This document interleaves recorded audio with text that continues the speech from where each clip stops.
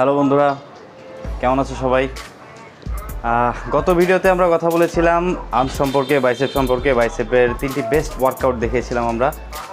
তো আজকে আমরা কথা বলবো আমাদের বিগিনারদের জন্য একদম ফুল একটা 10 ডেজ ওয়ার্কআউট।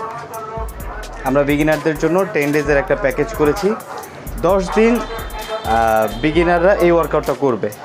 এখন আমাদের প্রশ্ন থাকতে পারে, অনেকে স্লিম থাকে, অনেকে ফ্যাটি থাকে, সো কে কোন ওয়ার্কআউটটা করবে? তবে আমি ওই বিষয়টা মাথায় রেখে ওয়ার্কআউট প্ল্যানটা করেছি।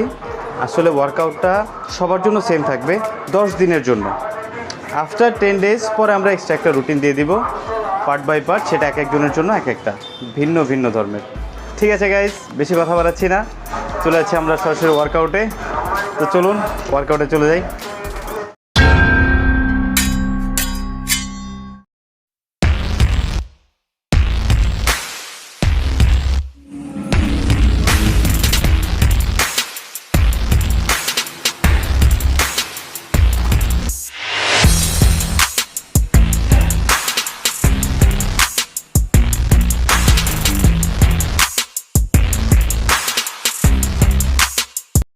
বন্ধুরা, চলে আসলাম জিমের মধ্যে। তো চলেন শুরু করা যাক আমাদের 10 দিনের বিগিনার ওয়ার্কআউট।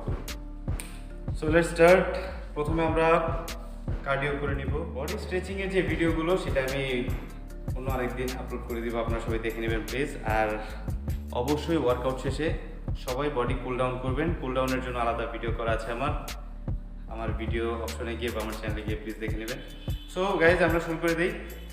প্রথমে আমরা করবো চিন আপ অথবা পুল আপ। আমাদের 10 দিনের যে এক্সারসাইজ, এর মধ্যে যে কয়টা এক্সারসাইজ আছে সেই কয়টা রেগুলার করবেন টানা 10 দিন। সবার জন্য, সব বিগিনারদের জন্য এই ওয়ার্কআউটটা। ঠিক আছে, তো শুরু করা যাক পুল আপ। যদি আমরা পুল আপ একদম নাই পারি, আমরা জাস্ট চেষ্টা করব যে হাত এখানে রেখে নিজেকে হ্যাঙ্গিং করে রাখতে, ঝুলে রাখতে। শুধু ঝুলে থাকবো কিছুদিন, কোনো সমস্যা নেই। তবে যদি আমি পারি, আগে থেকে পারা থাকে, জানা থাকে, তাহলে ট্রাই করবে একটু উপরের দিকে উঠে। এইভাবে ট্রাই করবো ধীরে ধীরে, এইভাবে ধীরে ধীরে ট্রাই করবো। যদি এতটুকুও না পারি, জাস্ট জাম্প করে উপরে উঠবো। দেখুন কিভাবে জাম্প করে উপরে উঠলাম, নামার সময় খুবই স্লোলি। আবার জাম্প করে উপরে উঠলাম, নামার সময় খুবই স্লোলি। সো এইভাবে আমরা রেগুলার প্র্যাকটিস করতে থাকবো টানা 10 দিন। আর আমাদের রেপুটেশন থাকবে, এই ট্রাইটাই আমাদের রেপুটেশন হবে 15। সো 15 করে আমরা 4 সেট করবো, টোটাল 16। আচ্ছা, এটা গেল হচ্ছে হোয়াইট গ্রিপ আমরা করি মূলত ব্যাকটাকে হোয়াইট করার জন্য। আর যদি ক্লোজ গ্রিপ করি, সেটা আমার বাইসেপে লাগবে এবং ফুল ল্যাগটাকে টানবে।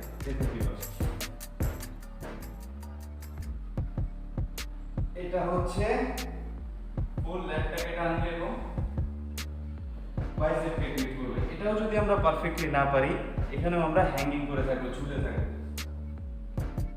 এভাবে ঝুলে থাকবো এবং ট্রাই করবো করে উঠবো, জাম্প করে উঠবো, আস্তে আস্তে নেমে যাবো। সো এই গেল আমাদের চিন আপ বা পুল আপ। এখন চলে যাবো পুশ আপ। ঠিক আছে, এবার পুশ আপে আপনাকে লক্ষ্য রাখতে হবে পশ্চারের দিকে। পশ্চার যদি ঠিক না রাখতে পারেন, তাহলে পুশ আপ করে আপনি যে মাসেলটাকে হিট করতে চাচ্ছেন, আপনার মাসেল অ্যান্ড মাইন্ড কানেকশন ঠিক থাকবে না। তো চলুন দেখা যাক পুশ আপ।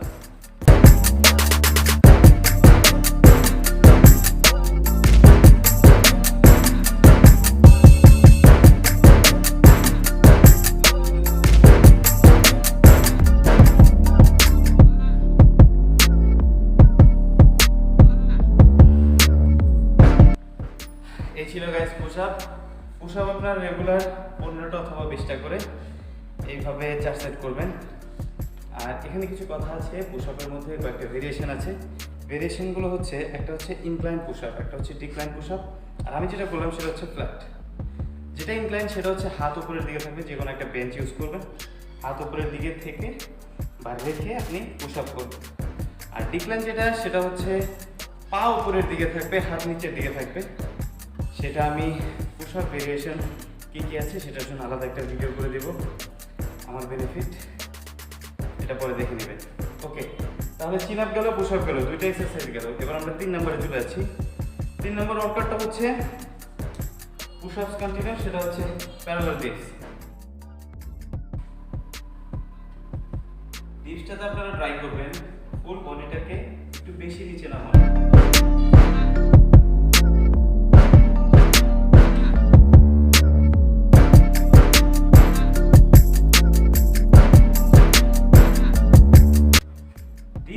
আমরা পারফেক্টলি কেউ না পারি কোনো সমস্যা নেই, যেহেতু আমরা বিগিনার, আমরা জাস্ট ট্রাই করব। ট্রাইটা করব কিভাবে? সেম ওয়েতে আমরা যদি না পারি উপরে উঠতে জাম্প করব, জাম্প করে নামার সময় আস্তে আস্তে খুব স্লোলি নামবো, আবার জাম্প করব, আস্তে আস্তে নামবো। এইভাবে কন্টিনিউ করতে করতে করতে করতে আপনি দেখবেন ইজিলি হয়ে গেছে।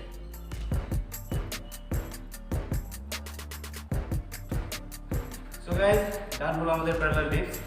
এটা কিন্তু পুশ আপের সাথে সামঞ্জস্যপূর্ণ, কারণ পুশ আপ আপনার চেস্টে হিট করছে, এটাও কিন্তু আপনার চেস্ট এবং ট্রাইসেপ দুইটাতে হিট করছে। আচ্ছা, প্যারালাল ডিপস আমাদের লোয়ার চেস্ট ধরবে। তো পুশ আপসের পর প্যারালাল ডিপস করলাম। এবার আমরা চলে যাব আবার একটু ব্যাকের দিকে, সেটা হচ্ছে ল্যাট পুল ডাউন। তো আমাদের 3টা এক্সারসাইজ ডান। এখন আমরা করব 4 নাম্বারটা। 4 নাম্বার এক্সারসাইজ হচ্ছে ল্যাট পুল ডাউন।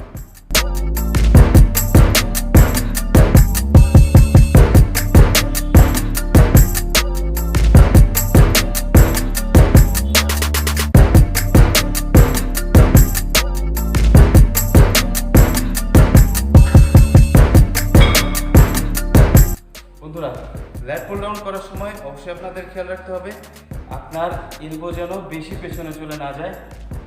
লোয়ার ব্যাকটাকে স্ট্রেট রাখবেন, চেস্টটাকে আপ রাখবেন, আর বডিটাকে এই শেপে রাখবেন। বডি যেন এরকম না হয়ে যায়, আর বেশি হেলেও যাওয়া যাবে না। ঠিক আছে, তাহলে এটা গেল ল্যাট পুল ডাউন। ল্যাট পুল ডাউনে যদি আপনি হোয়াইট গ্রিপটা না পারেন বা কষ্ট হয়ে যায়, তাহলে আরেকটা হচ্ছে close grip pull down.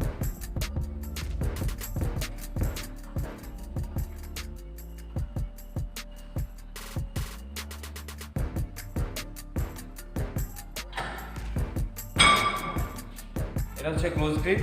Close grip করে দেবেন, কোনো সমস্যা নেই। আচ্ছা, তাহলে আমাদের 4টা ওয়ার্কআউট ডান হয়ে গেল। এবার আমরা চলে যাচ্ছি 5 নম্বরে। এটাও কিন্তু আমরা 15টা করে 4 সেট করব। প্রত্যেকটা ওয়ার্কআউটে আমরা শুরুতে 4 সেট করে ট্রাই করব। যদি না পারি, যদি পসিবল না হয়, তাহলে 3 সেট করে দেব। ঠিক আছে, হয়ে গেল 4টা। তো ডান হয়ে গেল আমাদের 4টা ওয়ার্কআউট। এখন আমরা চলে যাব লেগসে। লেগস হচ্ছে আমাদের 5 নম্বর ওয়ার্কআউট। এখানে আমরা 4টা সেট করব। 4টা সেটে প্রত্যেকটা সেটে আমাদের রেপিটেশন থাকবে 18 থেকে 20টা। আমরা ট্রাই করব 18 থেকে 20টা রেপিটেশন করার। সো প্রথমেই থাকছে ফ্রি হ্যান্ড স্কোয়াট। চলুন দেখে নিই ফ্রি হ্যান্ড স্কোয়াট কোনটা। পায়ের পজিশন যদি দেখাতে হবে একটু। গাইস, পায়ের পজিশনটা থাকবে হচ্ছে ঠিক এতটুকু ওয়াইড। আপনি 2 পায়ের মাঝে 2 পা বরাবর ডিসটেন্স রাখবেন। 2 পায়ের ডিসটেন্স রাখবেন, পাটা একটু সাইডে কাট করা থাকবে। দেন আপনি হাত এখানেও রাখতে পারেন, এখানেও রাখতে পারেন, আপনার সুবিধা মতো। আমি এখানে রেখে নিচ্ছি। ওকে, লেটস স্টার্ট। আপনার হিপসকে একদম ফ্লোরের সাথে প্যারালাল করে নেবেন। হিপস আর ফ্লোর যেন প্যারালাল পজিশনে থাকে। আচ্ছা, আমি একটু সাইড থেকে দেখাচ্ছি। হিপস আর ফ্লোর একদম প্যারালাল। ওকে গাইস, ডান। এভাবে আপনি 15টা, 18টা অথবা 20টা এভাবে 4টি সেট ডান করবেন। ঠিক আছে, এবার আমরা চলে যাচ্ছি আমাদের 6 নাম্বার ওয়ার্কআউট লেগসের জন্য, সেটা হচ্ছে লাঞ্জেস। লাঞ্জেসটা খুব ইম্পর্টেন্ট একটা ওয়ার্কআউট।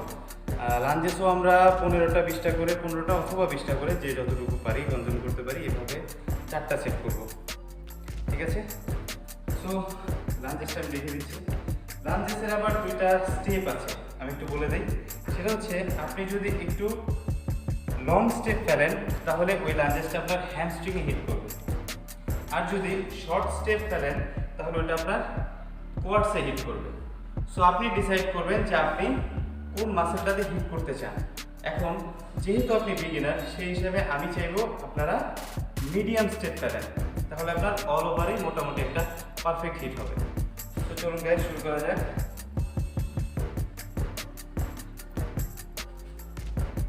Is lunges. আচ্ছা, আমি দূর থেকে করে দেখাচ্ছি।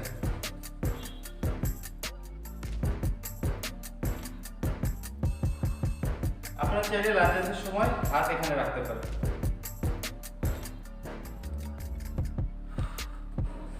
লাঞ্জেস করার সময় আমার ব্যাকের পজিশনটা কেমন থাকবে আমি একবার একটু দেখিয়ে দিচ্ছি সাইড ওয়াইজ। দেখুন বন্ধুরা, ব্যাকটাকে একদম স্ট্রেট রাখবেন, এটা যেন এরকম না হয়ে যায় অথবা বেশি বেঁকেও না যায়, একদম স্ট্রেট। ওকে বন্ধুরা, ডান হয়ে গেল আমাদের 6টা ওয়ার্কআউট। আর একটি মাত্র ওয়ার্কআউট আছে, নাম্বার 7 ওয়ার্কআউট। এই ওয়ার্কআউটগুলো কিন্তু মনে রাখতে হবে, আমরা বিগিনাররা প্রথম 10 দিন এই ওয়ার্কআউটগুলো করব। এটা হচ্ছে ফ্রি হ্যান্ড ওয়ার্কআউট, মোটামুটি আমাদের বডি ওয়েটের ওয়ার্কআউট। সো এই ওয়ার্কআউট যদি আমরা 10 দিন করি, আমাদের বডিতে ভালো পরিমাণে মাসেল স্ট্রেচ হবে। মাসেল স্ট্রেচ হলে আমরা পরবর্তীতে আয়রন নিয়ে সব সময় ওয়ার্কআউট করতে পারবো, বডিতে কোনো ফ্র্যাকচার আসবে না, বডিতে কোনো ইনজুরি আসবে না, কোনো প্রবলেম হবে না। সো গাইস, লাস্ট ওয়ান, আমাদের শেষ ওয়ার্কআউট হচ্ছে deadlift, half deadlift. Half deadlift কেন? আমরা যদি এখন ফুল করতে যাই, আমরা বিষয়টাকে মানে আমাদের বডি নিবে না, বডিতে আমরা কনজিউম করাতে পারবো না বিষয়টা।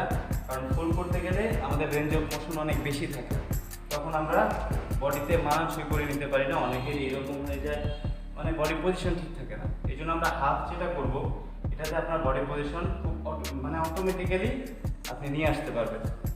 চলুন দেখা যাক। তো ওয়েটের ব্যাপারটা বলি, ডেডলিফটের সময় আপনারা হয়তো ভাবতে পারেন যে আমি কতটুকু ওয়েট ক্যারি করব। আপনি আপনার বডির সহনীয় মাত্রায় ওয়েট ক্যারি করবেন, তবে বিগিনারদের জন্য 10 KG enough. 10 KG total 20 KG, আর পারের ওজন তো আছে এখানে 19 কেজি। সো এক্সট্রা অর্ডিনারি নেওয়ার দরকার নেই, যেহেতু আপনার জয়েন্টে পেইন হতে পারে। আমরা ডেডলিফট শুরু করে দিচ্ছি। ডেডলিফট হবে আমাদের হাফ ডেডলিফট, সবাই মনে রাখবেন।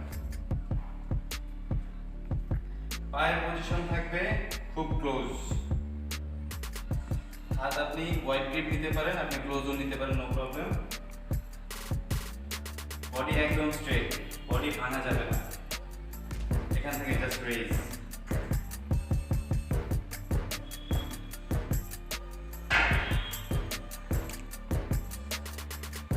যখন আপনি রেইজ করতেছেন আপনার ওয়েটটা, তখন আপনার চেস্টটাকে অবশ্যই আপ রাখতে হবে, চেস্ট অলওয়েজ আপ। যখন আপনি নামাচ্ছেন ওয়েটটা, তখন আপনার বডি স্ট্রেট, হিপসটাকে বাইরে দিবেন, লেগসের পজিশন ঠিক রাখবেন, দেন আপ।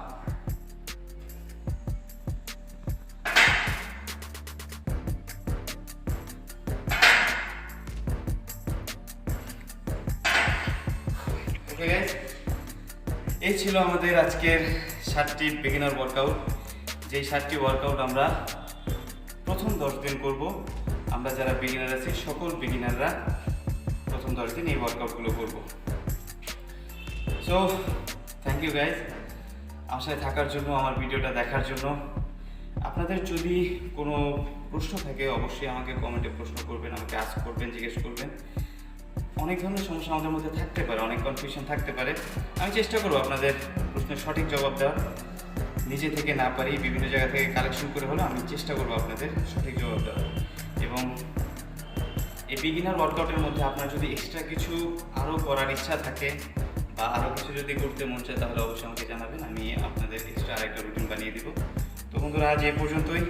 ভালো থাকবেন সবাই। Be aesthetic.